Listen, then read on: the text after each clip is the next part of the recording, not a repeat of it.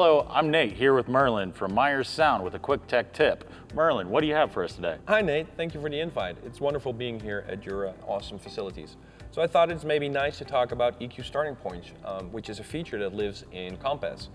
As you're well aware, line arrays, the tonality of line arrays is determined, among others, by the length of the array and the inter-element splay angles between the enclosures.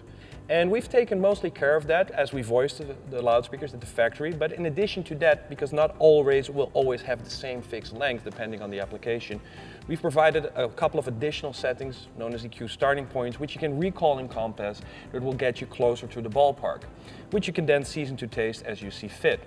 In addition, the EQ starting points also contain settings for cardioid configurations for the low frequency control elements that are members of our Leo family series. And hopefully they will expedite the process and make your everyday work faster. Thank you, Merlijn. You can click on the link to learn more about EQ starting points. You can also reach out to a rental agent to learn more about the latest Meyer products.